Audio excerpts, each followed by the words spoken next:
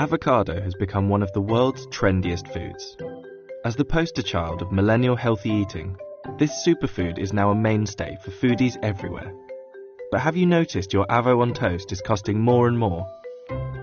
Avocado prices have rocketed in recent years by up to 129%, with the average national price of a single Hass avocado reaching $2.10 in 2019, almost doubling in just 1 year. So why are avocados so expensive?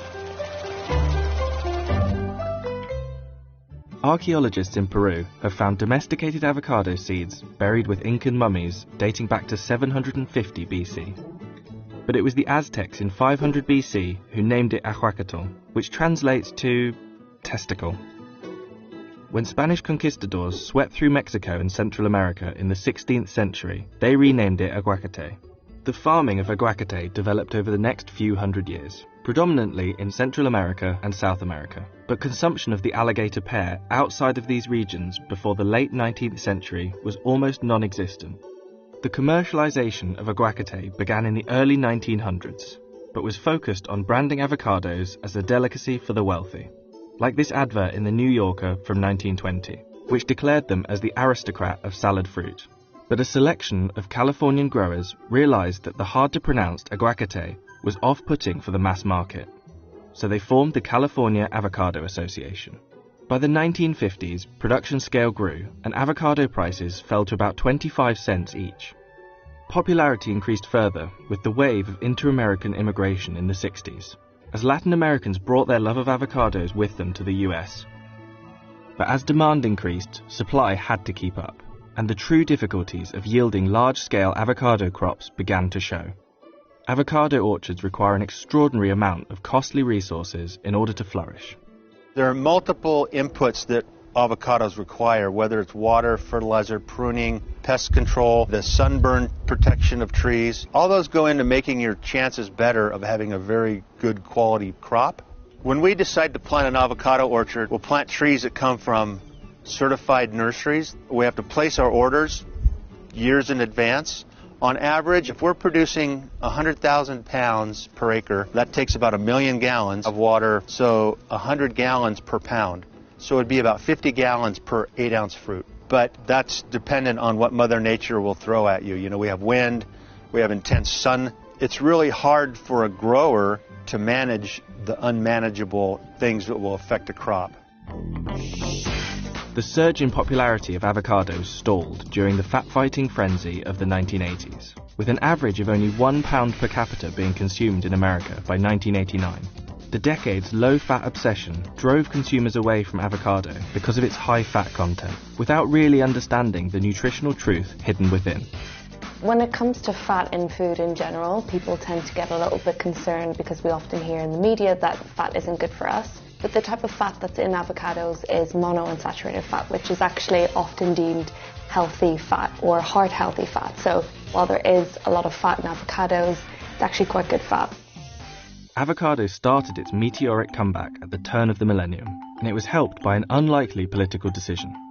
In 2005, the US Department of Agriculture lifted a 90-year-old ban to allow the importation of Mexican avocados to all 50 states.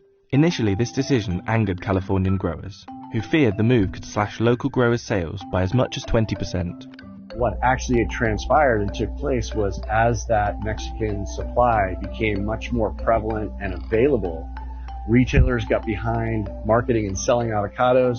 Food service providers, restaurants started putting it as permanent parts of their menus. And demand started to boom because the inconsistent supply chains before were now consistent, and consumers were allowed to enjoy avocados every day of the year. The biggest day of the avocado calendar became Super Bowl Sunday, when it's now estimated that almost 200 million pounds of avocados are eaten during the big game in America. But if you take a moment to consider the resources needed to produce that amount, you can start to understand avocados' elevated prices. According to experts, it takes roughly 270 litres of water to grow a pound of avocados, so 200 million pounds could require as much as 54 billion litres of water, which means droughts or heat waves can have devastating consequences on the avocado industry. In fact, that's exactly what's been happening in California for the last 7 years. with the Sunshine State only recently being declared drought-free in 2019, which goes a long way to explaining record avocado prices. In some countries, like Chile, avocado cultivation is being blamed for exacerbating droughts, as lush green orchards overlook dry riverbeds. Perhaps the biggest reason for avocado's rise to dominance is the emergence of the clean-eating lifestyle. No longer just a chip dip for special occasions, this superfood can be found in a plethora of recipes in cafes and restaurants everywhere around the world. And those who are eating them are really keen for you to know about it.